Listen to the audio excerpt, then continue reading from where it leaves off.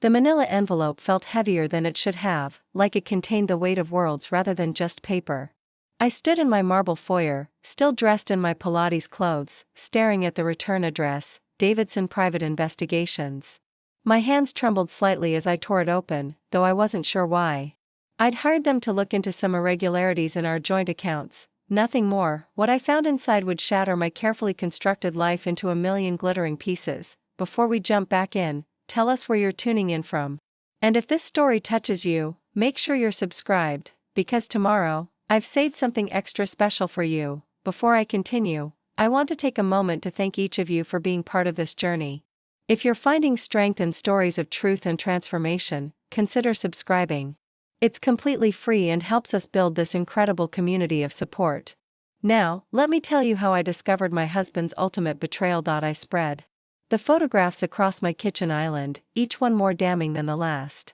Richard, my husband of 15 years, pushing a young girl on a swing, a girl who looked about 7, with his exact shade of auburn hair. Richard at a school play, sitting in the front row next to a woman I'd never seen before. Richard at what appeared to be a birthday party, helping a boy who couldn't be more than 5 blowout candles on a Spider-Man cake. The investigator's report was thorough, clinical in its destruction of my reality. Subject maintained secondary residence at 4521 Maple Grove Lane, registered under LLC Haven Holdings. Subject visits location 2 to 3 times per week, typically Tuesday/Thursday evenings and Saturday mornings. Secondary family unit consists of Amanda Chen, 38, daughter Lily, 7, and son Marcus, 5. Birth certificates confirm Richard Morrison as father. Marriage certificate dated June 15, 2018, 3 years after our own wedding. I sank onto one of our Italian leather bar stools, the ones Richard had insisted we needed for entertaining his business associates. The same business trips that apparently took him 20 minutes across town to his other family. My phone buzzed. Richard, of course. Working late again tonight, sweetheart. Don't wait up. Love you. The casual cruelty of it made me laugh, a sharp, bitter sound that echoed off our vaulted ceilings. Tuesday night. One of his regular nights with them. I poured myself a glass of the Chateau Margaux we'd been saving for our anniversary next month, November 28th, which would also be Thanksgiving this year. The irony wasn't lost on me. A day for giving thanks, for family gatherings, for counting our blessings. I wondered if Richard planned to have 2 turkey dinners that day, shuttling between his 2 families like some demented holiday special. Preparing and narrating this story took us a lot of time, so if you are enjoying it, like this video, it means a lot to us. Now back to the story. The wine tasted like ashes, but I kept drinking, kept staring at the photos. The investigator had been thorough. Bank statements showing regular transfers to Amanda Chen. School enrollment forms listing Richard as the emergency contact. Medical records with his signature. A paper trail of deception so complete, so methodical, it took my breath away, but it was the last photo that truly broke something inside me. Richard teaching the little girl, Lily, to ride a bike, his face lit up with pure joy, the kind of expression I'd never seen when he was with me. We'd tried for children for 5 years before giving up, before the fertility treatments became too much, before the disappointment calcified into acceptance. And all that time, he'd had children. Just not with me. I pulled up Amanda Chen's social media profiles on my laptop. She was beautiful in an effortless way, long black hair, warm smile, the kind of natural grace I'd always envied. Her posts were full of family moments, first days of school, Halloween costumes, trips to the zoo. Always carefully cropped or angled to avoid showing Richard's face fully, but I could see him there in the margins, the ghost haunting someone else's perfect life. Her most recent post made my stomach turn, so grateful for our little family. Daddy working hard as always, but he never misses the important stuff. #blessed #family first daddy. She called him daddy to their children. I scrolled through 3 years of posts, watching their children grow up in reverse. Birthday parties I wasn't invited to. Christmas mornings I didn't share. First steps, first words, first days of school, an entire life running parallel to mine, intersecting only in the person of Richard Morrison, loving husband and devoted father. ×2. The wine bottle was half empty when I finally closed the laptop. My reflection in the darkened screen looked hollow, aged a decade in the space of an hour. Margaret Morrison, 42, successful financial advisor, member of 3 charity boards, wife of prominent attorney Richard Morrison. Except I wasn't really his wife, was I? I was just one of his wives. The first one. The childless one. The Tuesday, Thursday, Saturday. 1.my phone rang. Sarah, my best friend since college. Just confirming lunch tomorrow, she chirped. That new place in Westfield? Actually, I heard myself say, can we make it drinks? Strong ones. I have something to tell you. The concern in her voice was immediate. Maggie? What's wrong? Everything, I said, then laughed again, that same brittle sound. Or maybe nothing. Maybe I've just been living in nothing for 15 years. I'm coming over. No. I straightened, suddenly clear on what I needed to do. No, I need tonight. I need to think. But tomorrow, Sarah. Tomorrow I'm going to need you. After I hung up, I wandered through our house, my house, I supposed, since the deed was in my name thanks to some tax arrangement Richard had suggested. 6,000 square feet of emptiness. The formal dining room we rarely used. The home theater where we'd hosted his partners for Super Bowl parties. The guest rooms that stayed empty because Richard's family lived on the West Coast and he preferred to visit them rather than have them visit us. Or so he'd said. I wondered now if his parents knew about Amanda and the children. If they spent holidays with their real grandchildren while I sent expensive gifts to people who probably pitied me. Behind my back. In his home office, the one room I rarely entered, I found more evidence of his double life. Hidden in a locked drawer I'd never bothered to question was a second phone, powered off. When I turned it on, the lock screen was a photo of him with Lily and Marcus at what looked like Disneyland. Hundreds of texts from Mandy. Videos of school. Plays and soccer games. A complete digital record of the family. I didn't know he had. One text thread caught my eye, dated just last week. Mandy, the kids keep asking when you're going to be here more. It's getting harder to explain. Richard, soon, baby. The divorce papers are almost ready. Just need the right timing. Mandy, you've been saying that for 2 years. Richard, I mean it this time. After the holidays. New year, new start. I promise. Divorce papers. He was planning to leave me. After 15 years, he was going to divorce me for the family he'd chosen over the one we'd failed to create. I set the phone down carefully, my hand steady now. The initial shock was wearing off, replaced by something colder, more calculated. Richard thought he could manage this like one of his cases, filing the right paperwork at the right time, controlling the narrative, minimizing the damages, but Richard had made a crucial mistake. He'd underestimated me. He'd forgotten that before I was Mrs. Richard Morrison, I was Margaret Chen, yes, Chen, the same surname as his other woman, though the irony of that coincidence was not lost on me. I'd built my financial advisory firm. From nothing, survived the 2008 crash, and emerged stronger.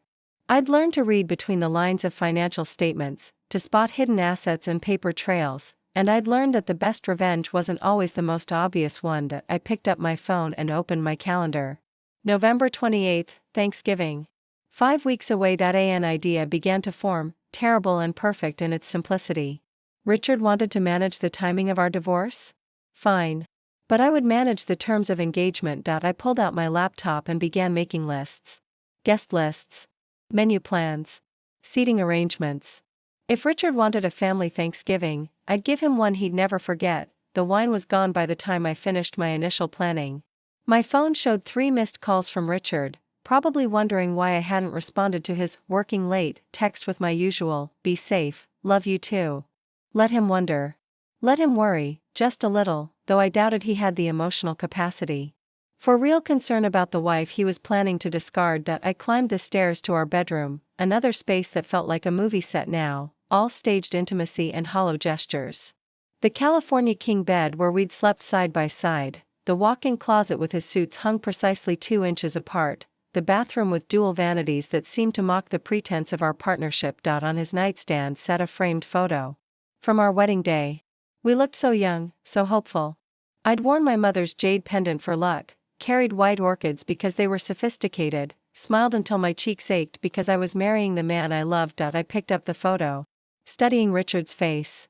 Even then, was he already planning his escape routes? When he'd promised to love and cherish me, Was he adding silent amendments? Terms and conditions apply. Offer void where prohibited by existing families. I set the photo face down and pulled out my phone, opening a new note. Thanksgiving guest list: Richard Morrison, husband number 1, Amanda Chen, wife number 2, Lily Morrison, daughter, Marcus Morrison, son, Susan and David Morrison, Richard's parents, James and Patricia Chen, my parents, Sarah and Tom Williams. Best friends, Michael Morrison, Richard's brother. The list grew as I added names, each one a thread in the web I was beginning to weave. By the time Richard came home, at 11:47 p.m., reeking of perfume that wasn't mine, I was asleep, or pretending to be. He slipped into bed beside me, careful not to wake me, considerate in his deception. "Love you," he whispered into the darkness. The same words he'd probably whispered to Amanda a few hours earlier. I kept my breathing even, my body still, while my mind raced with possibilities. 5 weeks to plan the perfect Thanksgiving. 5 weeks to gather all the players. 5 weeks to prepare a feast that would leave everyone with a very different kind of indigestion. Richard's breathing deepened into sleep, unaware that next to him lay not his complacent wife but his reckoning, patient and meticulous, counting down the days until the turkey would be carved and all the truths would be laid bare on the table. After all, Thanksgiving was about bringing families together. And I intended to bring together every single member of Richard's family, whether he'd planned it or not. In the morning, I'd begin my preparations in earnest. But tonight, I lay in the darkness next to my husband, feeling the weight of his betrayal. And the lightness of my newfound purpose in equal measure. The game was about to begin, and I held all the cards. Richard just didn't know it yet. The next morning arrived with Richard's usual routine: shower at 6:15, coffee at 6:45, kiss on my forehead at 7 o'clock as he left for the office. Except this morning, I was already awake, had been for hours, my laptop open to spreadsheets that had nothing to do with my clients' portfolios. "You're up early," he said, pausing in the doorway of my home office, his Armani suit impeccable as always. "Couldn't sleep," I replied, keeping my voice neutral. "Thought I'd get a head start on Thanksgiving planning." His face did something interesting. Then, a micro-expression of panic before settling into practiced casualness. "Thanksgiving? Isn't that Sarah's thing this year?" "Actually, I've decided to host. It's been too long since we've had everyone here." I smiled, the same smile I used with difficult clients. "I've already started reaching out to family." "Oh." He adjusted his tie, a tell I'd never noticed before. "Well, you know how busy things get. Maybe we should keep it small." "Nonsense. Thanksgiving is about family, Richard. All of our family." He left with another forehead kiss and promises to discuss it later. I waited until his Mercedes disappeared down our tree-lined drive before allowing my mask to drop. Sarah arrived at 10 sharp, taking one look at my face before pulling me into a hug that smelled of her signature vanilla perfume. "How bad?"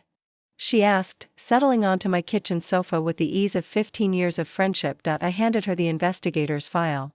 Watched her face cycle through the same emotions I'd experienced: disbelief, anger, disgust, rage. "That fucking bastard," she breathed, then looked up sharply.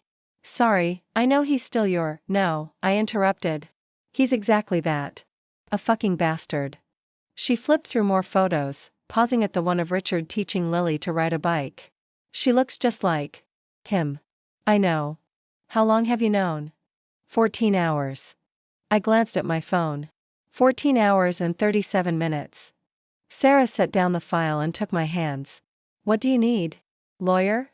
Hitman? Alibi?" "Despite everything," I laughed. "Information. I need you to help me research our Thanksgiving guests." Her eyebrows rose. "Guests? I'm inviting them. Amanda and the children. To Thanksgiving dinner." "Maggie, no." "Maggie, yes." I pulled up my planning documents. "Richard wants to leave me after the holidays? Fine. But he's going to sit at my table, with both his families, and carve that turkey while everyone watches." Sarah studied me for a long moment. "This isn't like you." "Maybe it's exactly like me. Maybe I've just been playing Margaret Morrison, devoted wife, for so long I forgot who Margaret Chen really was." A slow smile spread across her face. "Margaret Chen once made Bradley Henderson cry during merger negotiations." Bradley Henderson tried to undervalue my client's assets by 40%. And Richard undervalued you by 100%. Sarah picked up her phone. What do you need to know? We spent the morning building dossiers. Sarah had connections everywhere. Her work in pharmaceutical sales had given her a network that rivaled the CIA. By lunch, we knew that Amanda Chen worked as a pediatric nurse at Children's Hospital, that she'd moved here from Seattle 6 years ago, that her parents still lived in Tacoma. We knew the children attended Riverside Elementary, that Lily took piano lessons on Wednesdays, that Marcus was obsessed with dinosaurs. She seems nice, Sarah said reluctantly, scrolling through Amanda's Instagram. Volunteers at the hospital. Charity drives, room mother for Lily's class. She's sleeping with my husband. Who told her he was divorced? Sarah showed me a post from 2 years ago, Amanda at a wine tasting with friends, captioned, "Single mom life has its perks. Thanks for setting me up with our Jennifer. He's one of the good ones, divorced, devoted dad, successful lawyer. Third date tomorrow. Divorced." He'd told her he was already divorced. This changes things, Sarah said carefully. She might be as much a victim as you are. I stared at the photo of Amanda, radiant and hopeful, believing she'd found an honest man. Maybe. But she's still going to sit at my table and eat my turkey. The planning consumed the next week. I threw myself into it with the same intensity one applied to building portfolios, except instead of diversifying assets, I was orchestrating destruction. First, the reconnaissance. I hired a different private investigator to fill in the gaps, learning that Richard had established elaborate patterns to maintain his double life. Tuesday and Thursday evenings were client dinners. Saturday mornings were golf with partners. His secretary, Patricia, had been booking fake meetings for years, probably believing she was covering for a simple affair. I had lunch with Patricia on Wednesday, casually, the way I sometimes did. How's Richard's schedule looking for Thanksgiving week? I asked over Caesar salads. Patricia, usually so composed, fumbled her fork.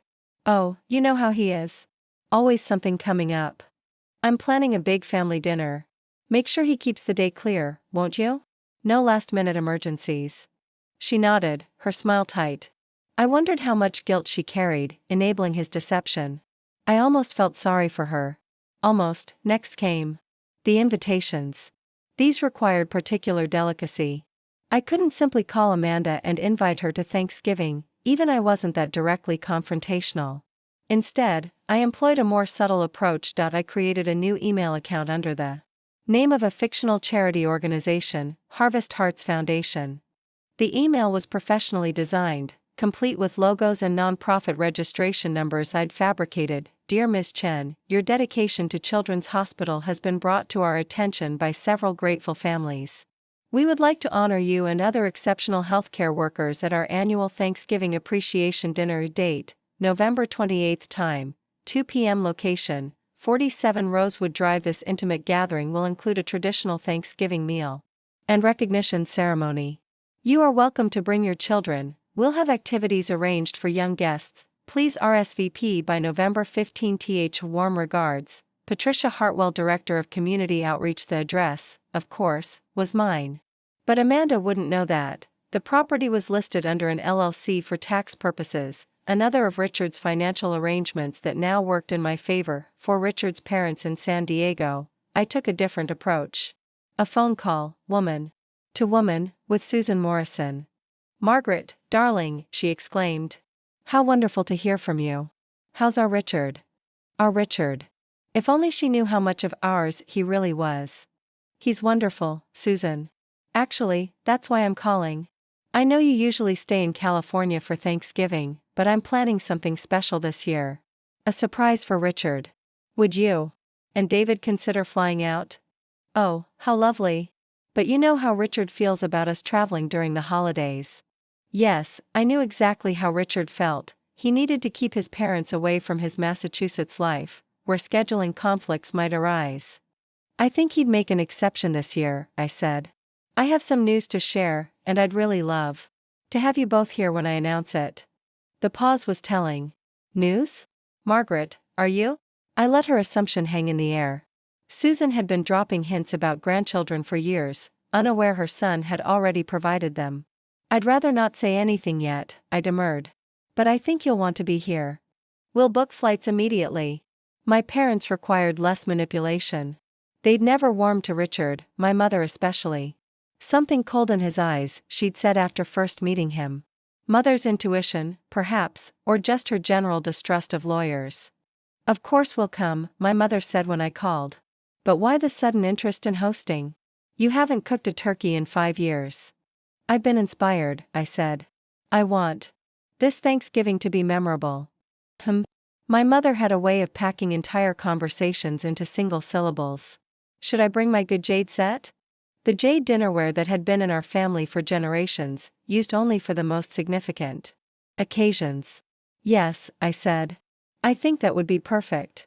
Michael Morrison, Richard's younger brother, was trickier. He lived in Boston, only an hour away, but Richard had been carefully keeping us apart lately. According to my investigator, Michael had met Amanda and the children several times, believing his brother was dating a widow while working through a messy divorce. I texted him from Richard's phone while my husband was in the shower. Thanksgiving at our place this year. Maggie's insisting. 2 p.m., his response was immediate. Both families. I stared at those 2 words, my hands trembling with fresh rage. Michael knew. Of course he knew. Richard would have needed someone to corroborate his lies, provide alibis, offer brotherly support through his difficult situation. Working on it, I typed back, then deleted the thread. The physical preparations consumed the next 2 weeks. I hired decorators to transform our dining room into something from a magazine spread: autumn leaves and golden lights, centerpieces of gourds and dahlias, place cards and elegant calligraphy. I wanted perfection, the kind of setting that would make the eventual destruction even more jarring. The menu planning became an obsession. Every dish had to be meaningful, each recipe selected for maximum irony. 2 kinds of stuffing, 1 traditional, 1 modern. 2 gravies.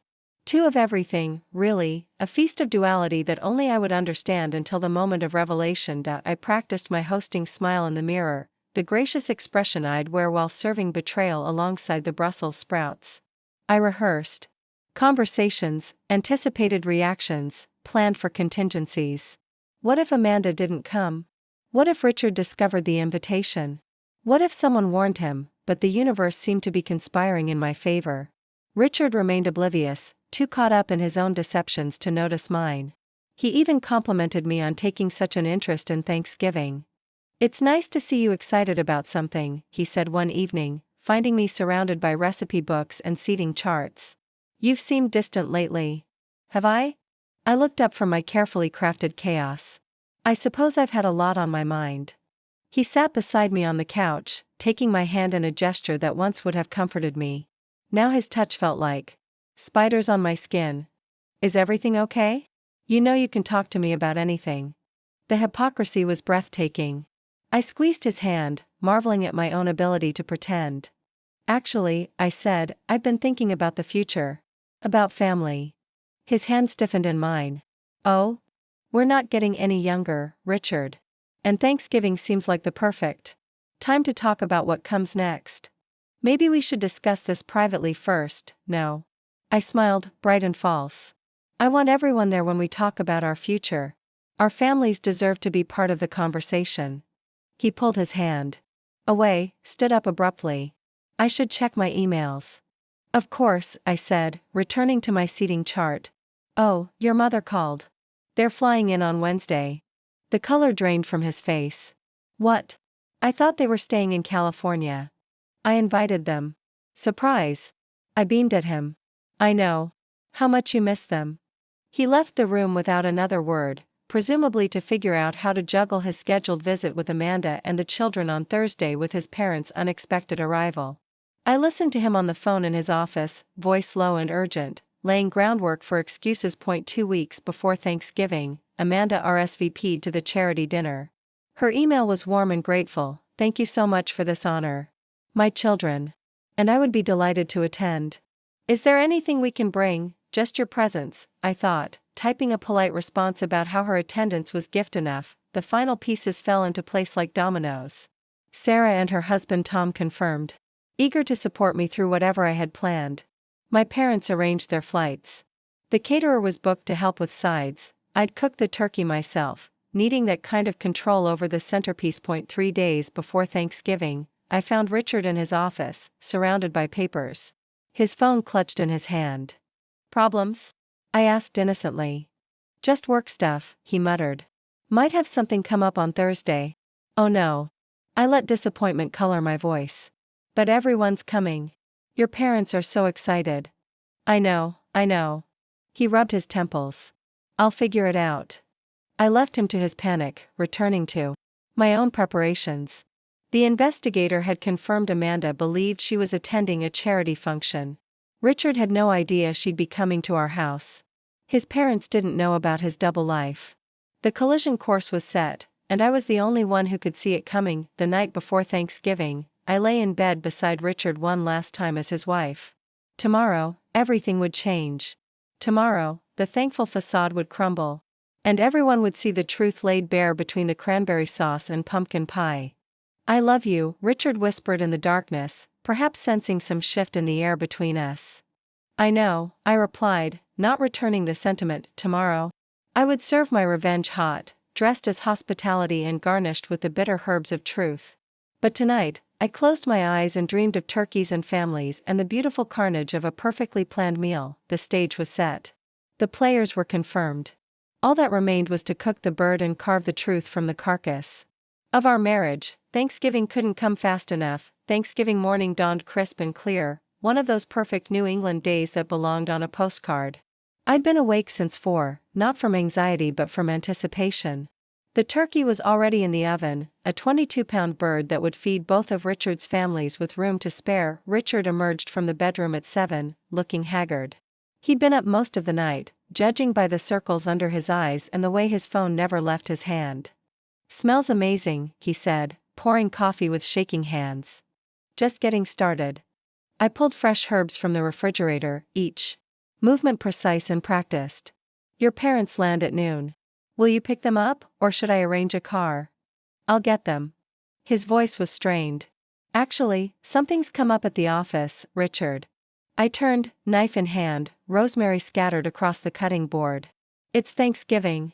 Whatever it is can wait. He stared at the knife, then at my face. Something in my expression must have convinced him because he nodded slowly. You're right. Of course. Besides, I continued, returning to my herbs, we have special guests coming. Did I mention that? The coffee mug stopped halfway to his lips. Special guests? From the Harvest Hearts Foundation. They're honoring some exceptional healthcare workers today, and I offered to host part of their appreciation dinner. Isn't that wonderful? Giving back to the community? You, what? Margaret, you can't just what?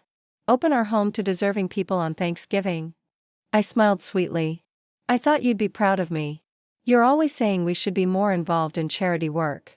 He set down his mug so hard coffee sloshed over the rim. How many people are we talking about?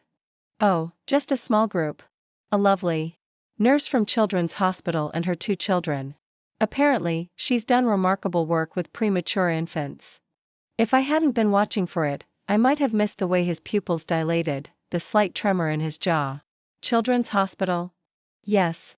A Miss Chen, I believe. No relation, despite the name. Isn't that a funny coincidence? Richard gripped the counter's edge. Margaret, I should check the turkey. I breezed past him, leaving him standing there, processing the collision of his 2 worlds. In the reflection of the oven door, I watched him pull out his phone, frantically typing before deleting, typing again. Sarah arrived at 9 to help with preparations, taking one look at Richard's ashen face before raising an eyebrow at me. Richard was just heading out to get his parents, I said brightly. Weren't you, darling? He looked between us, clearly wanting to say something but unable to find words that wouldn't incriminate him. Finally, he grabbed his keys and left, his phone already at his ear before he reached the garage. He knows? Sarah whispered once his car disappeared. He knows Amanda's coming. He doesn't know that I know who Amanda is. I handed her an apron. Can you start on the green beans? I want everything perfect. We worked in companionable efficiency. Years of friendship allowing us to move around each other seamlessly. The kitchen filled with the sounds and smells of Thanksgiving, butter sizzling, mixers whirring, the pop of opening wine bottles. "You're very calm," Sarah observed, arranging cheeses on a platter. "I've had 5 weeks to process," I replied, checking the turkey's temperature. 5 weeks to move through denial, anger, bargaining, and depression. Now I'm at acceptance. Acceptance looks a lot like revenge from where I'm standing. Maybe they're the same thing sometimes. My parents arrived first, my mother sweeping in with her jade dinnerware carefully boxed, my father carrying his contributions of wine and his famous homemade cranberry sauce. "The house looks beautiful," my mother said, but her eyes were on me, reading the tension I couldn't quite hide. "You look tired, Margaret." "Just busy with preparations."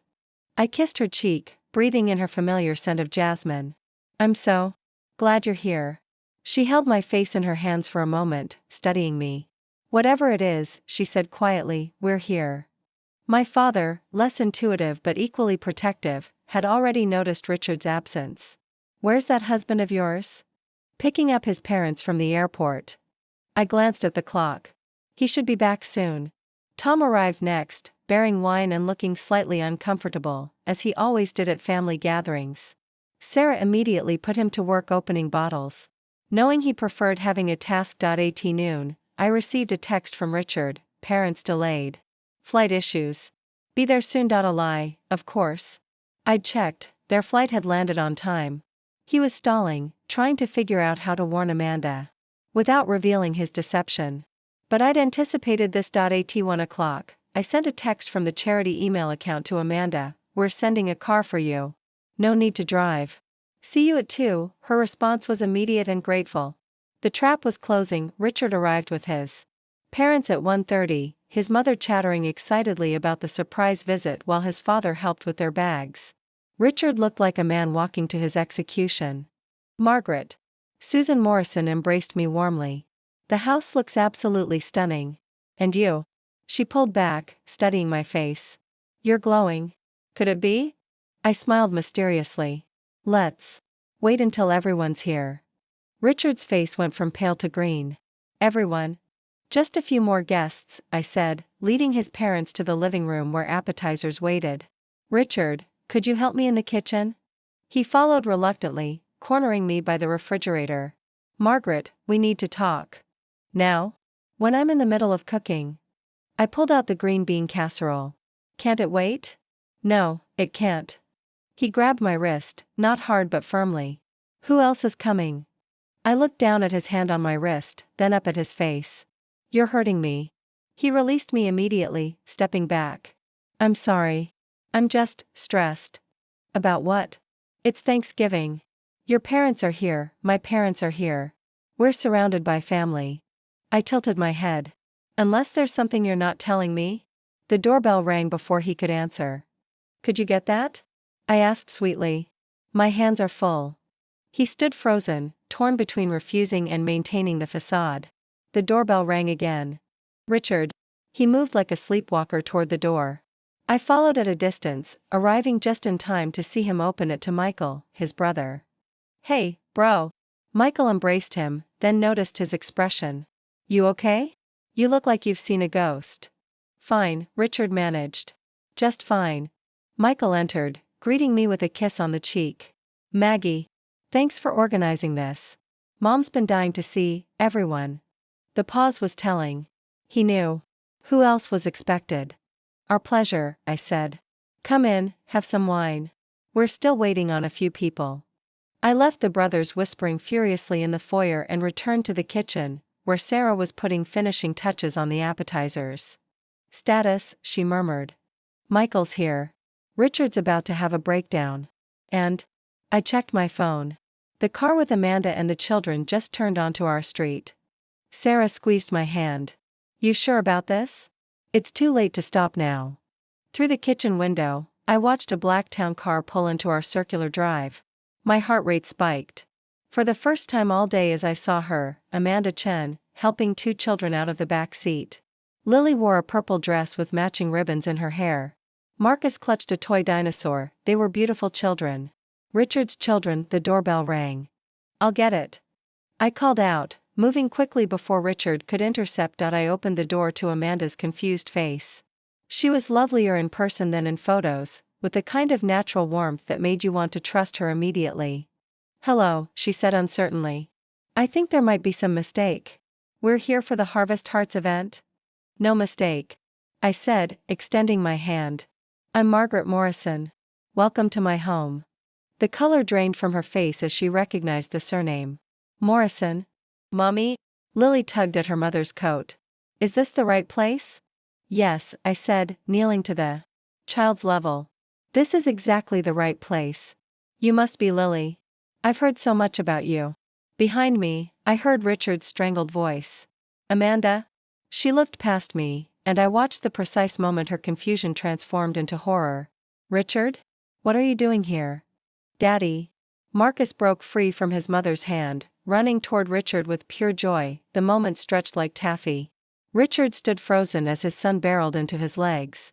In the living room, visible through the archway, his parents rose from their seats, Susan's hand flying to her mouth as she took in the scene, her son, a woman who clearly knew him, and a child calling him daddy.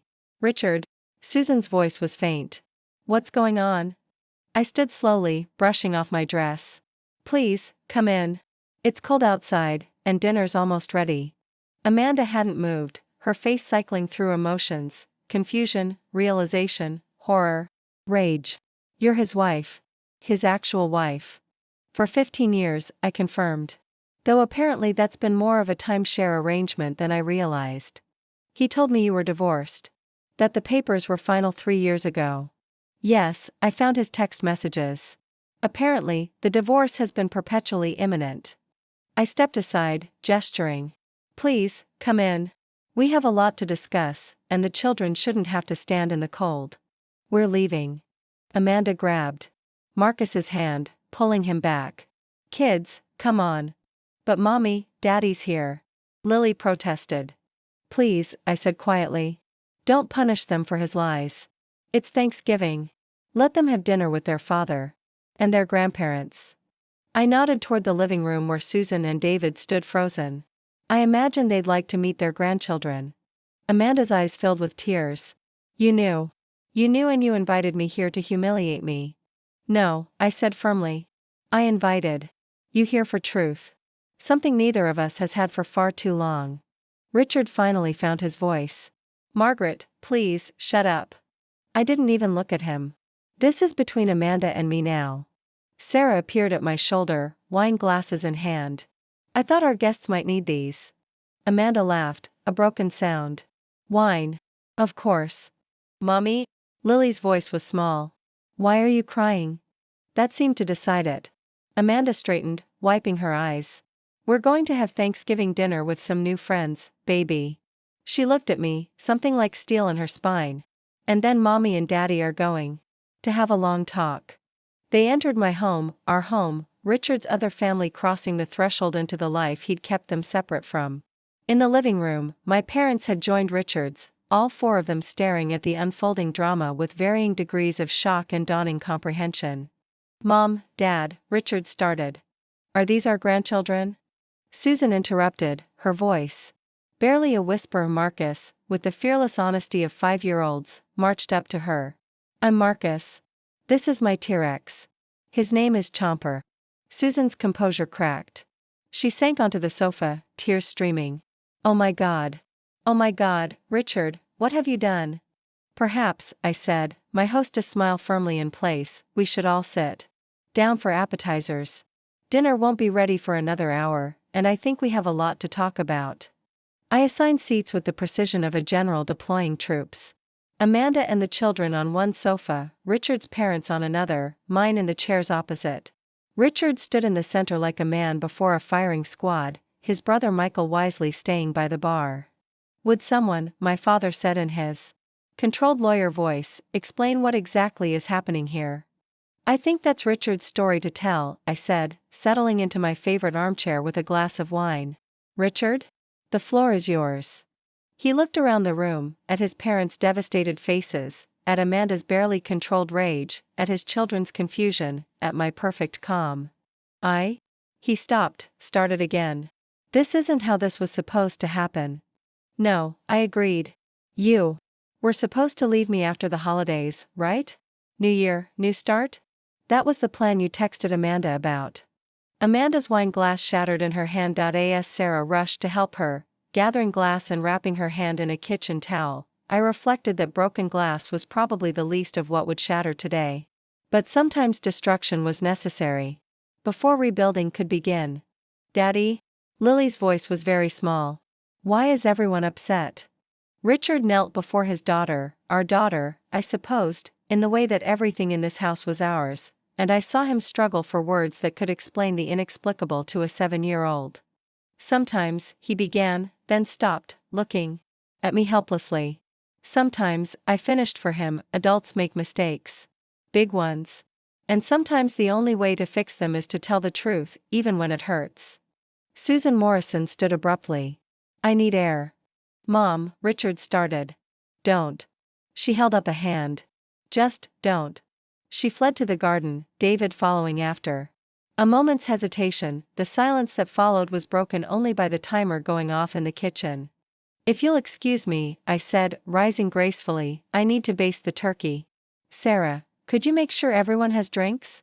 And perhaps some crackers for the children? I left them there, my husband, his mistress, their children, our families, and returned to my kitchen, to my perfectly cooking turkey, to the meal that would either destroy us all or somehow, impossibly, forge something new from the ashes of Richard's deception. Through the kitchen window, I could see Susan in the garden, David's arms around her as she sobbed. Inside, I heard Lily asking Amanda why Grandma was crying, heard Marcus chattering to my father about dinosaurs, heard Richard's broken attempts at explanation. The turkey was golden brown, crispy skinned, perfect. Just like the facade we'd all been living under until today. I picked up my basting brush and got back to work. After all, revenge was best served with all the traditional sides, and I had a meal to finish. 20 minutes later, I called everyone to dinner. They filed into the dining room like shell-shocked survivors, taking in the magnificent table I'd spent weeks planning. The irony of my Martha Stewart perfection wasn't lost on me. Crystal glasses catching candlelight, china gleaming, centerpieces overflowing with autumn abundance, all setting the stage for the ugliest of truths. I'd arranged the place cards with deliberate cruelty.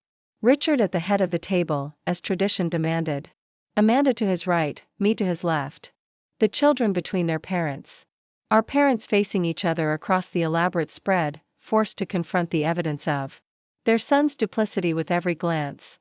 This is. Amanda stared at her place card, elegant calligraphy spelling out her name. You planned this? Every detail. I've had 5 weeks, I said simply, taking my seat. 5 weeks since I learned about you, about Lily and Marcus. I considered many options for revealing the truth. This seemed the most comprehensive. Susan Morrison hadn't returned from the garden. David sat in her place, his jaw tight, eyes avoiding his son. Should we wait for Mom? Michael asked nervously. She said to start without her, David replied curtly. I stood, raising my glass. Before we begin, I'd like to propose a toast. Margaret, Richard warned. To family, I continued, ignoring him. To the bonds we choose and the ones we hide. To truths revealed and lies exposed. To Thanksgiving, a day for gratitude and reckoning in equal measure. Only Sarah and Tom raised their glasses. The others sat frozen, trapped between social courtesy and horror. Mommy, Marcus whispered loudly, why is everyone sad? Amanda smoothed his hair with a trembling hand. Sometimes grown-ups have complicated feelings, baby. Like when Daddy can't come to my soccer games. The room collectively flinched. Yes, Amanda said quietly. Like that. I began carving the turkey with practiced precision, the knife sliding through meat that fell away in perfect slices. White or dark, Richard? He stared at me as if I'd asked him to choose between his lives. Which, I supposed, I had. I'm not hungry, he muttered. Nonsense. You've been working up an appetite maintaining 2 households. You need your strength. I placed a generous portion on his plate. Amanda? Preference? She met my eyes for the first time since sitting down. Why are you doing this? Because somebody had to. I served her turkey, then moved on to the children. Because secrets have a way of poisoning everything they touch. Because your children deserve to know their grandparents, and their grandparents deserve to know them. You could have just divorced him, she said. Could I? When I didn't even know you existed. When he was already planning to discard me after the holidays like last year's decorations. I served my parents, noting my mother's approving nod at my composure. At least this way, we all start from the same place. Rock bottom has its advantages, the only way is up. This is insane, Richard finally found his voice. You're traumatizing children. Am I? I looked at Lily and Marcus, who were more interested in the mashed potatoes Sarah was serving than the adult drama. Or am I giving them a chance at an honest life? One where they don't have to wonder why daddy is always leaving, why they can't visit his office, why their grandparents don't know they exist. David Morrison cleared his throat. How long? Richard wouldn't meet his father's eyes. Dad, how long? 7 years, Amanda answered for him. We've been together 7 years. Married for 3. A sound escaped Susan Morrison, visible through the glass doors where she stood in the garden, close enough to hear but unable to face the table. Married? My father's lawyer instincts kicked in. Richard, you do understand that's bigamy? A felony. We had a ceremony in Hawaii, Amanda said defensively. Richard said the divorce was final. I have the marriage certificate, I added helpfully. From my investigator's file. Along with quite a bit of other documentation. Birth certificates, school enrollment forms, lease agreements. Would anyone like to see them? I made copies. Stop it. Richard pushed back from the table. Just stop it, Margaret. You've made your point. Have I? What point would that be, exactly? That I'm a bastard. C'est élite. That I hurt you. Fine. You win. Are you happy now? I considered this, cutting into my own turkey with deliberate care. Happy? No. Satisfied? Getting there. You see, Richard, I'm not trying to win. There's nothing to win here. I'm just making sure everyone has the same information. What they do with it is up to them. My mother, who had been uncharacteristically quiet, finally spoke. Amanda, dear, you had no idea he was married? Amanda's voice was thick with unshed tears. He told me his ex-wife was vindictive, that she'd made the divorce as difficult as possible. That she'd turned his family against him. I felt sorry. For him. Classic, Sarah muttered into her wine glass. I fell in love with a divorced single father who was trying to rebuild his life, Amanda continued. I thought I was helping him heal. While I said, was undergoing fertility treatments, believing my husband when he held me through the failures and said we'd keep trying. That maybe it wasn't meant to be, but we had each other. The silence that followed was broken only by the clink of silverware from the children, still young enough to prioritize food over family drama. The fertility treatments, Susan's voice came from the doorway. She'd entered silently, face ravaged by tears. Oh, Margaret. While you were going through that, he was creating the family I couldn't give him. Yes. She moved to her seat, shoulders squared. Pass the potatoes, please. David stared at his wife. Susan. We're going to eat this beautiful meal Margaret prepared, she said firmly. We're going to be civilized. And then we're going to figure out how to move forward. Because those children, my grandchildren, deserve better than this mess. Lily looked up at the word grandchildren, studying Susan with curious eyes. Are you my grandma? Susan's composure cracked again. Yes, sweetheart. I am. How come we never met you before? Because your father, Susan's voice hardened, made choices that kept us apart. But that's going to change now. Mom, Richard started. Don't you, mom, me. She turned on him with fury. Do you have any idea what you've done? Any conception of the lives you've destroyed with your selfishness? I never meant, of course you didn't mean to. You never mean to. You just wanted everything, didn't you? The successful wife who helped establish your career. The younger woman who gave you children. The reputation, the respectability, the perfect life. 2 perfect lives, actually. That's not fair. Fair? I laughed, surprising myself with the sound. Richard, you forfeited any claim to fairness when you stood in a church and made vows to me while planning your escape. When you held my hand. Through medical procedures while going home to your pregnant mistress. I'm not a mistress, Amanda said quietly. I'm his wife too. Or thought I was. You're both his wives, my mother interjected. And neither of you are?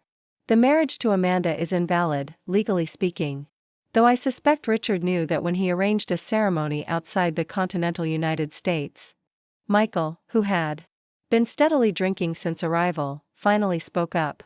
For what it's worth, I told him this was insane. That he needed to choose. And yet you helped him. I turned to my brother-in-law. All those times you covered for him. Provided alibis. Lied to my face at family gatherings. I thought he was getting divorced. He said you were incompatible, that you'd grown apart. We grew apart because he was growing a different family. I served myself more stuffing, my appetite surprisingly intact. But thank you for finally being honest. It's refreshing. Tom cleared his throat. Perhaps we should, what? Richard snapped. What should we do, Tom? Since everyone seems to have opinions about my life. I was going to suggest we let the children finish eating in the living room, Tom said mildly. With a movie, perhaps. This conversation isn't appropriate for them. The first sensible suggestion of the day. Sarah and I quickly set up the children. With plates in the living room, finding a Disney movie on the television. They went willingly, sensing the adult tension they couldn't understand. When we returned, the gloves had come off. Could have been honest. Amanda was saying. You could have told me the truth. Would you have dated me if you knew? Richard shot back. Of course not. I'm not a homewrecker. You're not, I assured her. You're a victim. We both are. Don't. She turned on me. Don't you dare pretend we're the same. You knew. You set this whole thing up to humiliate me. I set this up to expose him. You're collateral damage, I'm afraid. Though if it helps, I do sympathize. I know what it's like to love him. To believe his lies. To build a life on foundations of sand. This is sick, Richard said. All of this. Margaret, we should talk privately, we're past privacy, don't you think? Privacy was your weapon. Compartmentalization. Keeping us separate, keeping your lies straight. Well, the compartments are broken now. Everything's spilling into everything else. David Morrison stood abruptly. I need to know something. The business trips. The conferences. The late nights building your practice. How much of it was real? Richard couldn't answer, which was answer enough. Christ. David sat back down heavily. Your mother and I, we were so proud. Our successful son.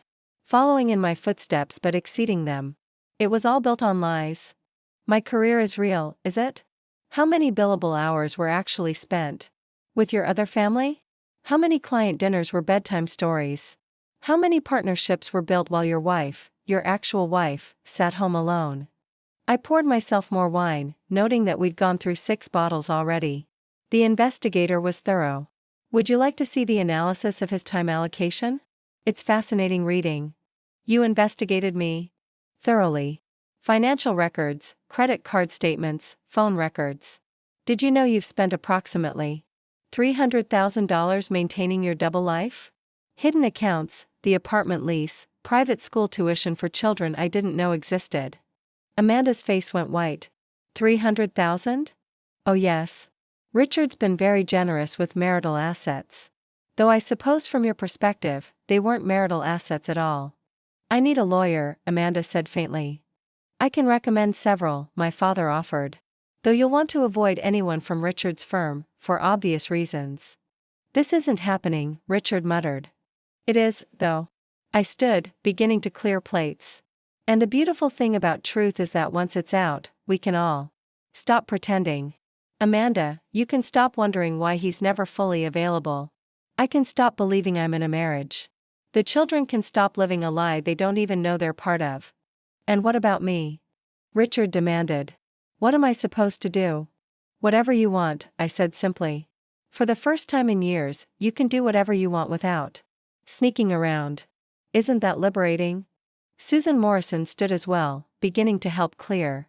Margaret, dear, let me help. You've done enough. It was the first kindness from her all day, and it nearly broke my composure. Thank you, Susan. In the kitchen, away from the others, she took my hands. I'm so sorry. If I had known, if I had any idea.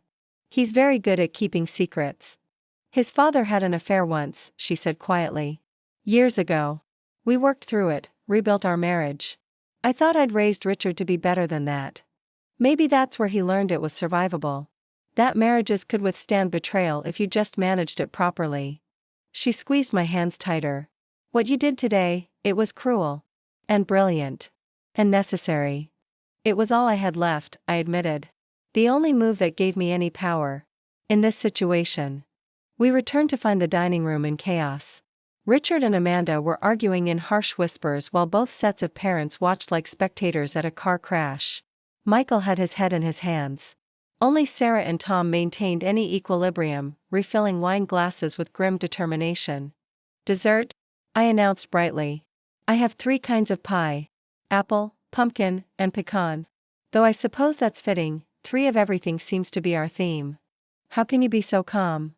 Amanda demanded. Practice, I said. 5 weeks of practice. 5 weeks of sleeping next to him, knowing. 5 weeks of listening to his lies, smiling, planning. 5 weeks of choosing my battlefield. This isn't a war. Richard protested. Isn't it? You've been conducting a campaign of deception for 7 years. I'm simply changing the rules of engagement. I began setting out dessert plates, each movement precise. Who wants pie? The surreal domesticity of the moment, serving dessert while lives unraveled, seemed to break something in the room. Amanda started laughing, high and slightly hysterical. Pie, she gasped. She's serving pie while my life falls apart. Our lives, I corrected. And yes, pie. Because what else is there to do? Scream? Cry? Throw things? I considered all those options. But pie seemed more civilized. I'll have apple, Tom said gamely. Bless you, Tom. I cut him an extra large slice. One by one, the others accepted dessert, as if participating in this mad tea party was the only sane response to an insane situation. Even Richard, eventually, took a slice of pecan. It's good pie, Marcus announced, having wandered back from the living room. Can I have ice cream on mine? The normalcy of the request, the simple childhood desire for ice cream, seemed to remind everyone what was at stake. 2 innocent children who didn't ask for any of this. Of course, sweetheart, I said, going to the freezer. Vanilla or chocolate? Both. A boy after my own heart. I gave him both, watching Richard watch his son. With an expression of pure anguish, this was what he stood to lose, not just marriages or reputation, but these moments. The simple pleasure of serving his child ice cream without scheduling or subterfuge. We need to talk about custody, Amanda said quietly. After pie, Susan said firmly. Everything after pie. So we ate pie. 7 adults and 2 children, consuming sugar and tradition while the framework of multiple lives lay in ruins around us. It was, perhaps, the strangest Thanksgiving any of us had ever experienced, but it was also, in its own twisted way, the most honest. After pie, the real negotiations began. We moved to the living room, neutral territory, away from the devastation of the dining table. The children had fallen asleep on the couch, Marcus curled against Lily, their faces peaceful in the way only children could manage amid chaos. They shouldn't be moved, Susan said softly, covering them with a throw blanket. Let them sleep. It was the first time she'd been able to look at them without tears, these grandchildren she'd been denied. I watched her tuck the blanket around Marcus's small form, saw the grandmother she could have been these past 7 years if not for Richard's deception. We need to establish facts, my father said, ever the lawyer. Richard, I assume you understand the legal ramifications of what you've done. Richard sat isolated in a wingback chair, abandoned by all possible allies. I know I've made mistakes. Amanda's voice cracked. You committed bigamy. You lied to me for 7 years. You let me believe I was building a legitimate family. You are legitimate, he insisted. The children are legitimate, my mother interjected. Your relationship with Amanda is not. Legally speaking, she's been living as an unmarried woman with 2 children out of wedlock. Do you understand what you've done to her reputation? Her security? Amanda's face crumpled. My parents. Oh God, my parents think I'm married. They've been telling everyone about their successful son-in-law, the lawyer who saved their daughter from single motherhood. We'll help you navigate this, my father assured her. There are legal protections for situations like this. fraud and the inducement. I don't want legal protections, Amanda said. I want the last 7 years of my life back. I want to not be the other woman at my own Thanksgiving dinner. You're not the other woman, I said firmly. You're another victim. There's a difference. Sarah, who had been uncharacteristically quiet, finally spoke. What I want to know is how you thought this would end, Richard. Did you have a plan? Or were you just hoping to juggle forever? Richard rubbed his face, looking every one of his 45 years. I was going to divorce Margaret after the holidays. Start fresh with Amanda and the kids. Without telling me the truth? Amanda demanded. Without letting me know I'd been living a lie? I wanted to protect you, from what? From making an informed choice about my own life? She stood, pacing to the window. I turned down job opportunities in other cities because I thought we were building something here. I told Lily her daddy worked hard to take care of us. I defended you to my friends who wondered why you were never available on weekends. Tuesdays, Thursdays, and Saturday mornings, I supplied helpfully. That was your custody schedule, wasn't it, Richard? Joint custody of your secret family. Michael cleared his throat. For what it's worth, Amanda, he talked about you constantly. You and the kids. He is devoted to you. As devoted as a part-time father and fraudulent husband can be, Amanda shot back. I think, Susan said carefully, we need to focus on practical matters. The children need stability. They need to understand what's happening in age-appropriate ways. They need. She paused, visibly struggling. They need all of us to act like adults. Rich, coming from the woman who ran to the garden rather than face reality, Richard muttered. David stood so fast his wine glass toppled. You do not get to criticize anyone's reactions to your lies. Not your mother, not Margaret, not Amanda. You forfeited that right when you decided to play God with everyone's lives. I never meant, stop saying that. I surprised myself with the vehemence. Stop saying you never meant to hurt anyone. You meant every single choice. You meant to marry me. You meant to pursue Amanda. You meant to have children with her. You meant to lie to everyone every single day for 7 years. Own it, Richard. For once in your life, own it. The room fell silent except for the soft breathing of the sleeping children. You're right, Richard said finally, his voice barely audible. I meant all of it. I wanted all of it. I wanted the life I had with you, Margaret, the success, the social standing, the partnership we built. And I wanted children. When it became clear we couldn't have them, you went shopping for a new model, I finished. One with a functioning reproductive system. That's cruel. That's accurate. I leaned back in my chair, exhaustion beginning to seep through my controlled facade. Tell me, when you held my hand through the third failed IVF cycle, were you already sleeping with her? Amanda made a sound like she'd been punched. The third cycle? That was 5 years ago. We were already.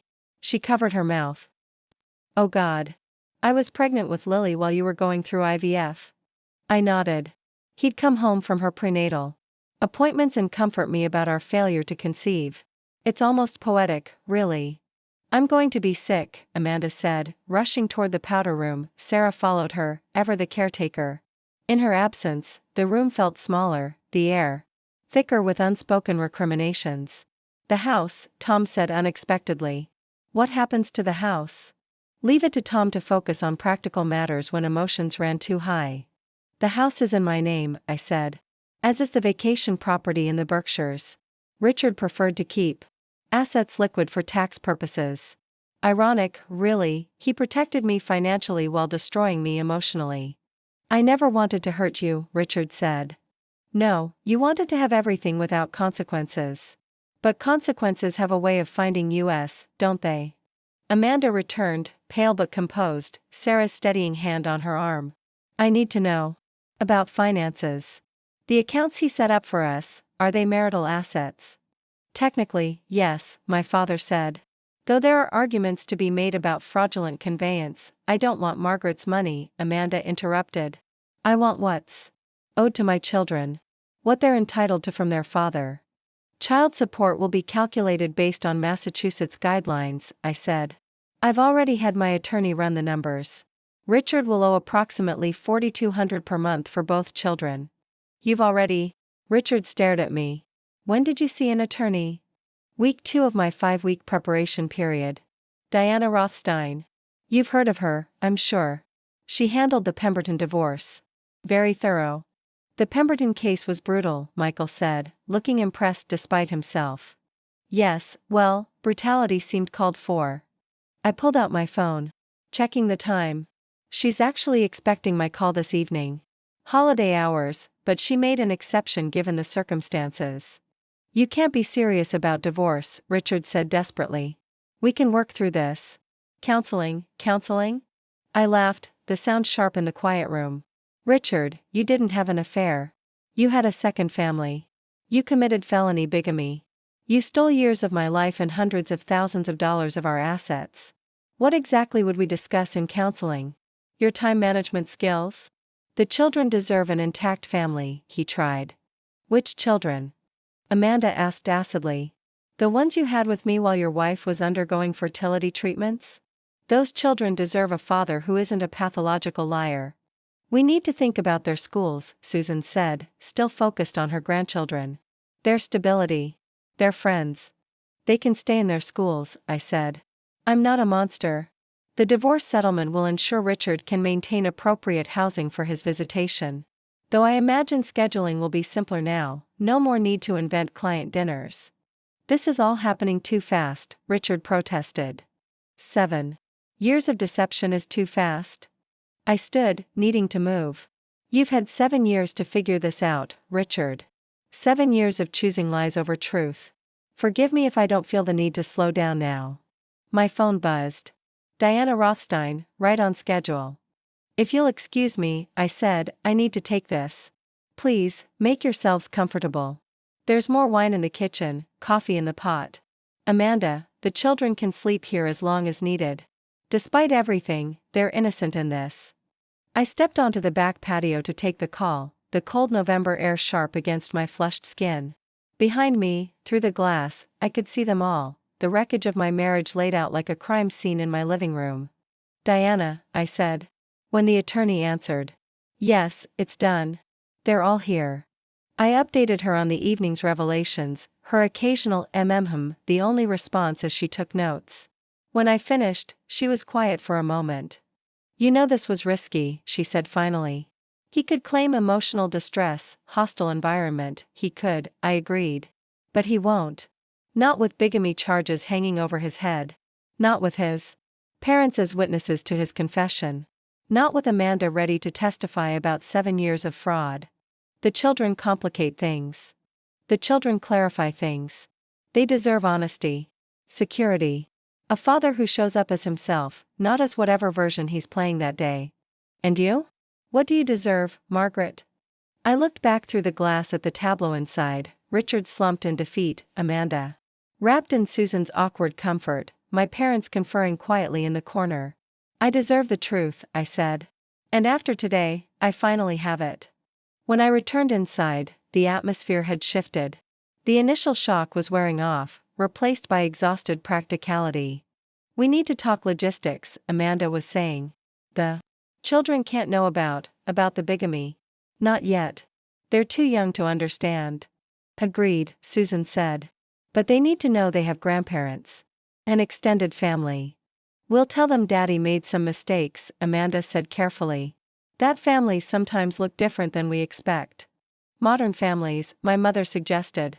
Children are remarkably adaptable if we're honest with them, age appropriately. Honest. What about holidays? Michael asked. Birthdays? School events? We'll figure it out, I said, reclaiming my seat. Other divorced families manage. We'll just have to be more creative. You're talking like this is settled, Richard said. Like we're already divorced. Aren't we? I met his gaze steadily. The paperwork is just formality at this point. Our marriage ended the day you stood in Hawaii and married another woman. That wasn't legal, which makes it worse, not better. You knew it wasn't legal. You counted on Amanda not investigating. You assumed you could manage us both indefinitely. I loved you both, he said quietly. No, Amanda said firmly. You don't get to use love as an excuse. Love doesn't lie. Love doesn't deceive. Love doesn't build families on foundations of fraud. Lily stirred on the couch, mumbling something about pie. We all froze, watching as she settled back into sleep. We should go, Amanda said. It's getting late, and they need proper beds. Of course. I stood, ever the hostess. Richard, I assume you'll want to help get them to the car? He looked between Amanda and me, lost. Where am I supposed to go? That's not my problem anymore, I said gently. You have parents here. A brother. A hotel if needed. You'll figure it out. You're resourceful, 7 years of double life. Proves that. As Amanda gathered the sleeping children, Susan approached her tentatively.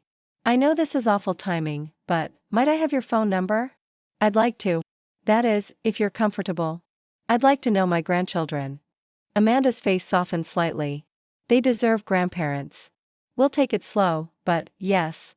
They exchanged phones, typing in numbers, two mothers united by the children caught in Richard's web of lies.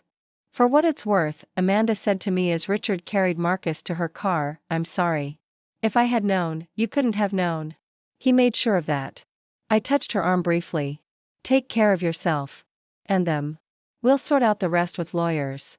She nodded, then surprised me by asking, the Harvest Hearts Foundation, that was you? A necessary fiction. Like our entire relationship. She smiled bitterly. At least your lie brought truth. His just brought more lies. After they left, Richard stood in the doorway like a man without a country. His parents were gathering coats, his brother calling for an Uber, my parents pointedly ignoring him. Margaret, he started. Your things will be packed and sent to wherever you land, I said. Don't come back here without scheduling through attorneys. Don't contact me except through legal channels. And Richard? Don't you dare paint yourself as the victim in this story. You had choices. You made them. Now live with them.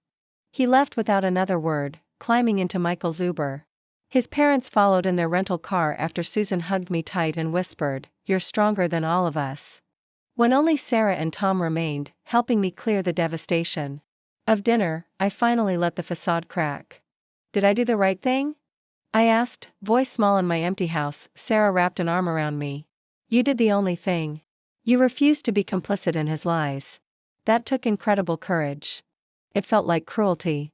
Truth often does, Tom said, surprising me with his insight. But lies feel worse in the long run. You gave everyone a gift. Today, the chance to make informed choices about their lives. They stayed until the dishes were done, the food put away, the dining room restored to its pre-disaster state. As if erasure of the physical evidence could undo the emotional wreckage, alone finally, I stood in my perfect house, surrounded by the ghosts of the life I thought I'd built. Tomorrow would bring lawyers and logistics, custody arrangements and financial settlements. But tonight, I had my truth. I climbed the stairs to my bedroom now, not ours, and found our wedding photo face down where I'd left it that first night. I picked it up, studying our young faces one more time before placing it in a drawer. The Margaret in that photo was gone, had been dying slowly for 7 years without knowing it. But the Margaret who'd survived tonight's dinner? She was someone new. Someone who could orchestrate truth from chaos, who could serve revenge with grace and turkey with a side of consequences. I wasn't proud of everything I'd done.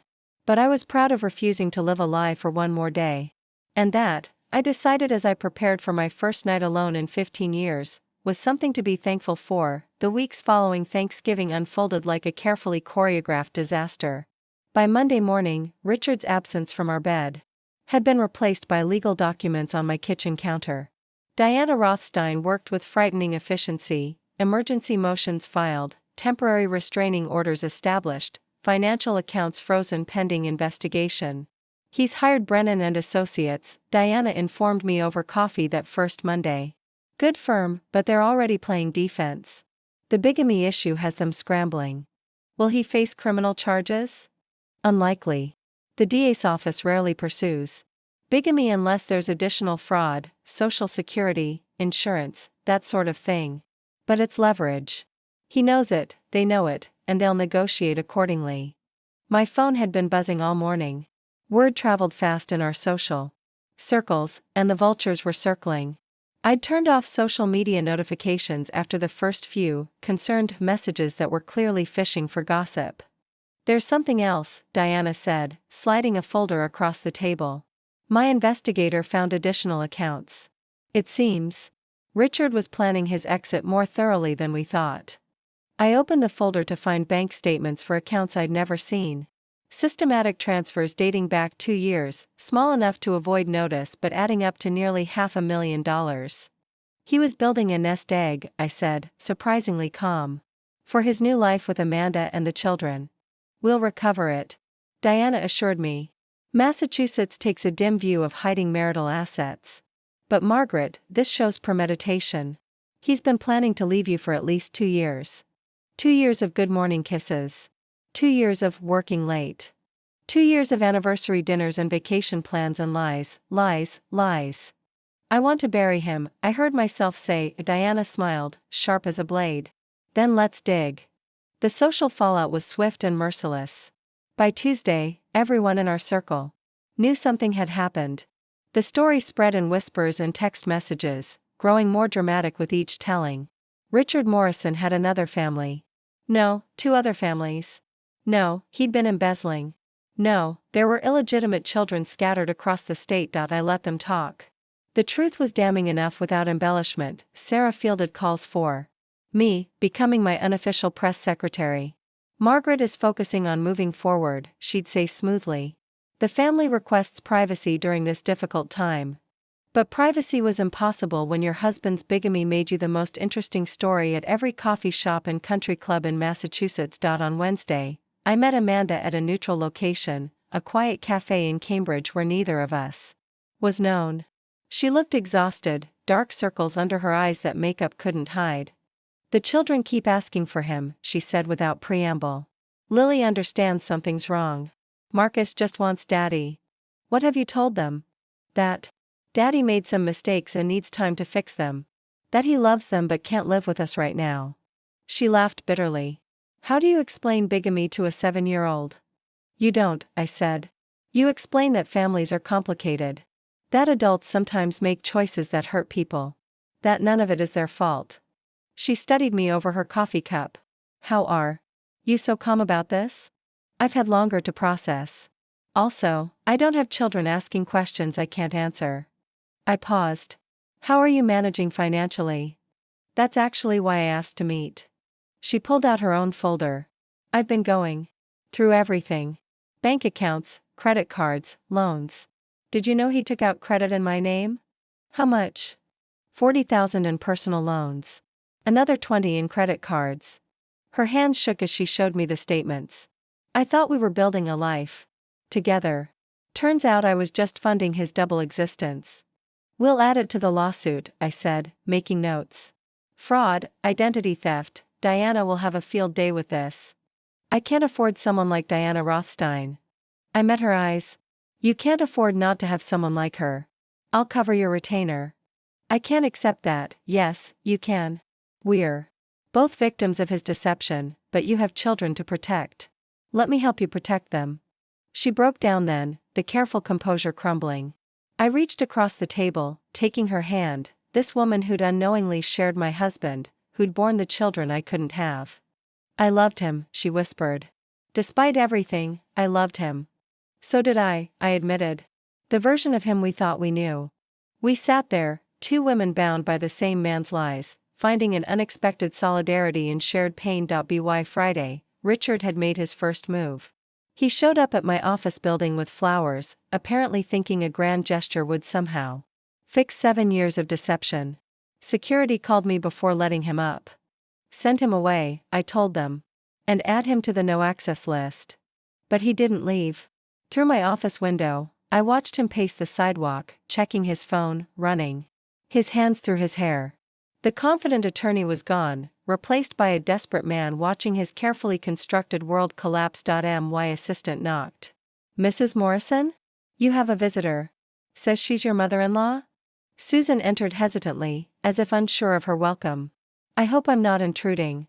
Former mother-in-law, I corrected gently, gesturing to a chair. But no, you're not intruding. I saw Richard downstairs. He looks terrible. Good. She smiled sadly. I suppose I deserve that coldness. We enabled him, didn't we? All those years. Of missed holidays, strange excuses, schedule conflicts. We should have known. He's an excellent liar. He learned from the best. She twisted her wedding ring. David had affairs. Multiple ones, over the years. I stayed, forgave, pretended. Taught Richard that marriage could survive anything if you just managed the narrative correctly. Susan, I met them yesterday, she interrupted. Lily and Marcus. Amanda let me take them for ice cream. They're beautiful children, Margaret. Smart, funny, kind. Everything grandchildren should be. I'm glad you're building a relationship with them. Lily asked if I knew you. Said you seemed sad at Thanksgiving. Susan met my eyes. I told her you were one of the strongest women I knew. I'm not strong. I'm just too angry to fall apart. Sometimes that's the same thing. She stood, smoothing her skirt. I wanted to apologize. For my son. For our family. For all the grandchildren you'll never have because of his selfishness. After she left, I sat at my desk staring at the framed photo of Richard and me at last year's company gala. We looked perfect, successful, polished, happy. The lie of it made my stomach turn. I threw the photo in the trash and got back to work. The next week brought depositions.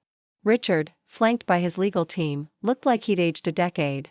His answers were evasive, constantly conferring with counsel, trying to minimize the damage that couldn't be minimized. Mr. Morrison, Diana questioned, when did you begin your relationship with Miss Chen? I don't recall the exact date. Let me refresh your memory. Would it have been approximately 7 years ago, when your wife was undergoing fertility treatments? His lawyer objected. Diana smiled and rephrased. For 6 hours, she systematically destroyed every defense he'd constructed, using his own emails and text messages against him. The most damning evidence came from his secret phone, thousands of messages between him and Amanda, planning their life together while I sat at home believing in our marriage. Did you tell Miss Chen you were divorced? Diana asked. I may have given that impression. Is that a yes? Yes. Did you participate in a marriage ceremony with Ms. Chen in Hawaii on June 15, 2018? Yes. Were you legally divorced from Margaret Morrison at that time? A long pause. No. Were you aware that entering into a marriage ceremony while already married constituted bigamy under Massachusetts law? I believed the Hawaiian ceremony was merely symbolic. Diana produced the marriage license, signed by Richard. Symbolic ceremonies don't typically require legal documentation, do they? By the end of the deposition, Richard's attorneys were negotiating. The evidence was overwhelming, the financial fraud undeniable, the bigamy indefensible. Amanda's deposition was harder to watch. She cried through most of it, detailing 7 years of lies she'd believed, dreams she'd built on false foundations. The credit fraud alone was devastating. Richard had essentially stolen her financial identity to fund their life together. He said the loans were for investments, she explained. For our children's future. I trusted him with everything. That night, I met Sarah for drinks at our usual spot.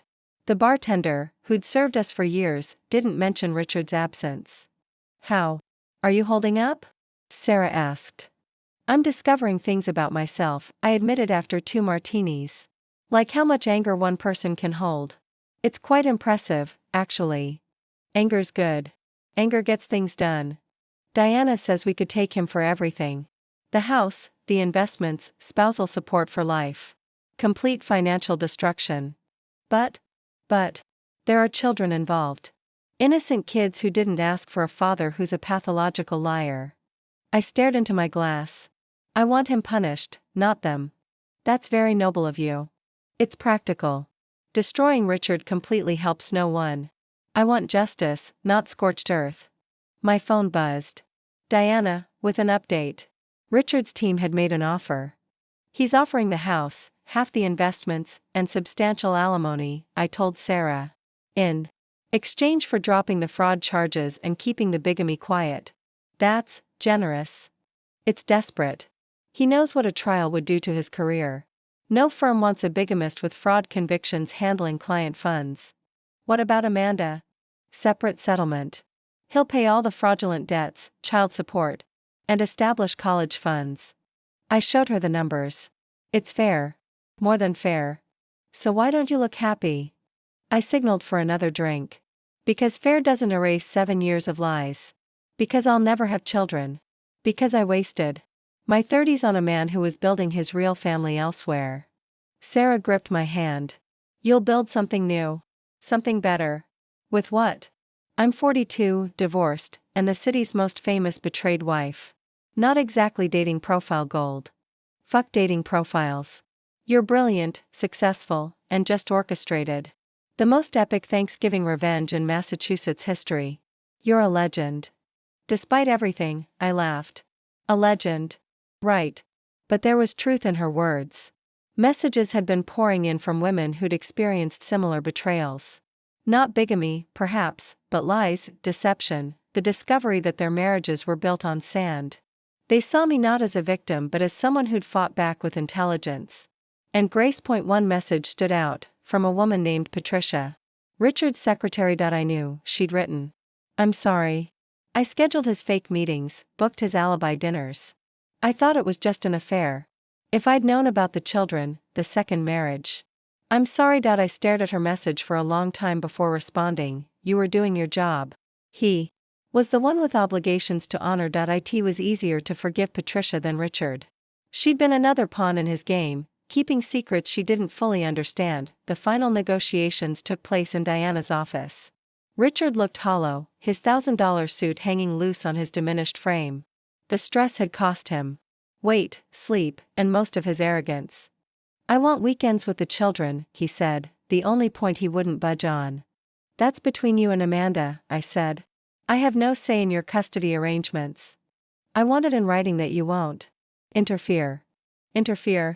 I laughed. Richard, I want nothing to do with your relationship with your children. They're innocent in this. Some people might use them for revenge. I'm not you, I said simply. I don't weaponize children. The paperwork was extensive. Asset division, debt allocation, support payments. Diana walked through each clause with meticulous care, ensuring no loopholes remained for future manipulation. The house remains in Margaret's name, she read. All contents included except for personal items. Listed in Appendix C.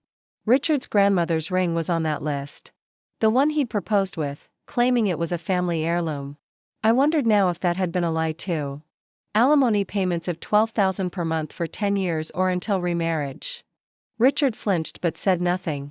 His lawyers had already explained the alternative, a very public trial featuring bigamy, fraud, and systematic deception. All joint accounts to be divided equally after restoration of funds transferred without authorization. The hidden money he'd been stockpiling for his new life. Nearly $500,000 that would now be split between Amanda and me, compensation for years of deception. Mr. Morrison agrees to maintain life insurance policies naming the minor children as beneficiaries, with Ms. Chen as trustee until their majority. Protecting Lily and Marcus was non-negotiable. Whatever Richard's failures as a husband, his children shouldn't suffer for them. It took 3 hours to review everything. By the end, Richard looked defeated, signing his name mechanically on document after document. His entire life reduced to signatures and settlements. There's one more thing, Diana said, producing a final document. A non-disclosure agreement. Both parties agree not to discuss the marriage or its dissolution publicly. You want me silenced? I asked, surprised. He wants you silenced, Diana corrected. His career depends on this staying quiet. I looked at Richard, this man I'd loved and trusted. What makes you think I want to protect your career? Please, he said, the first time he'd spoken directly to me. I've lost everything else. You haven't lost your children. Or your parents. Or your ability to practice law. I picked up the pen. But I'll sign. Not for you, for Lily and Marcus. They don't need their father's mistakes following them forever. I signed my name with a flourish. Margaret Chen Morrison. Soon to be just Margaret Chen again. As we left the conference room, Richard caught my arm. Margaret, no, I cut him off. You don't get to apologize. You don't get closure. You get to live with what you've done. I walked away, leaving him standing in the hallway of the law firm where he'd built his career on a foundation of lies. Outside, Boston was dressed for Christmas. Lights twinkled in shop windows, carols played from hidden speakers, couples walked hand in hand through the gentle snow. How do you feel? Diana asked, joining me on the sidewalk. Free, I said, surprised to realize it was true. Broken, angry, hurt. But free. The divorce will be final in 90 days. Massachusetts requires a waiting period. 90 days to officially end a marriage that had been over for years. 90 days to shed the last legal ties to Richard Morrison. Thank you, I told Diana. For everything. Thank you for the most interesting case of my career. Bigamy's rare. Bigamy with this level of planning? Unprecedented. I smiled. Always happy to be unprecedented. As Diana's town car pulled away, I stood on the sidewalk, breathing in cold December air. Somewhere in the city, Richard was probably calling Amanda, trying to salvage that relationship. Somewhere, Lily and Marcus were going about their day, slowly adjusting to their new reality.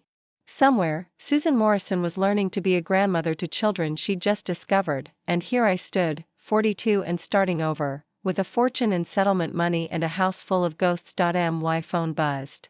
Sarah, checking in. How did it go? It's done, I typed back. I'm officially getting divorced from my bigamist husband, drinks to celebrate, rain check, I responded. I think I need to be alone tonight, understood. Love you. I walked through Boston Common, past the skating rink where Richard had proposed 10 years ago. Past the bench where we'd planned our future. Past the gardens where we'd taken engagement. Photos, every landmark held memories that now felt like fiction. Had any of it been real? Had he ever loved me, or was I always just the starter wife, the practice run before his real family? The questions would probably haunt me forever. But as I walked through the park, snow beginning to fall, I realized something important. The answers didn't matter, what mattered was that I'd survived. I'd uncovered the truth. I'd refused to be a silent victim in my own life, and tomorrow, I'd begin building something new. Something honest. Something entirely mine. The old Margaret, Richard's wife, was dead. Long live Margaret. 1 year later, I stood in the same dining room, setting the table for Thanksgiving. The good china gleamed, candles flickered, and the turkey, a modest 15-pounder this time, filled the house with familiar aromas, but everything else was different. Margaret, where do you want the cranberry sauce? Amanda called from the kitchen. Yes, Amanda. We'd become unlikely friends through mediated conversations about the children, bonding over shared experiences and mutual recovery. She'd survived the financial fraud, rebuilt her credit, and was thriving in her new position as head nurse in the cardiac unit. Next to the gravy boat, I called back, adjusting a place card. The doorbell rang. Sarah and Tom arrived first, followed by my parents, who now visited monthly instead of just holidays. They'd rallied around me during the divorce, my mother especially fierce in her protection. Susan Morrison entered next, holding hands with Lily and Marcus. The children had grown in the past year, Lily more serious, Marcus still obsessed with dinosaurs but now also fascinated by cooking. They'd been helping me prepare dishes all morning. Aunt Maggie. Marcus ran to hug me. That's what they called me now, Aunt Maggie, the woman who'd revealed the truth but also made sure they kept their father, their stability, their college funds. Smells wonderful, Susan said, kissing my cheek. She and David had divorced quietly 6 months ago, unable to rebuild after confronting their own pattern of deception. She seemed lighter for it. More guests arrived. Patricia, Richard's former secretary, now working at my financial firm. 3 women from my divorce support group, all rebuilding their own lives. My new business partner, James, and his husband. The house filled with laughter and conversation, real connection, not performed happiness. Richard wasn't there, of course. He'd moved to Chicago, starting fresh at a small firm that either didn't know or didn't care about his past.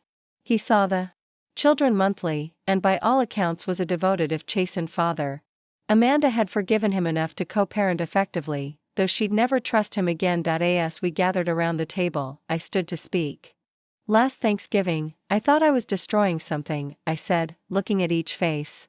But destruction was necessary for creation. Every person at this table has chosen truth over comfortable lies. We've built something real here, a family not of blood or law, but of choice and honesty. To chosen family, Susan raised her glass, tears in her eyes. To second chances, Amanda added. To Aunt Maggie, Lily said quietly, for making sure we know our whole family. We toasted and drank and celebrated, not the family I'd planned, but the one I'd discovered in the ruins of betrayal. As I carved the turkey, I thought about Richard, probably alone in his Chicago apartment. I felt no satisfaction in his isolation, only a distant pity for a man who'd had everything and thrown it away for the illusion of having more. The truth had set us all free, even him. Especially him, and for that, finally, I was genuinely thankful. Up next, you've got 2 more standout stories right on your screen. If this one hit the mark, you won't want to pass these up. Just click and check them out.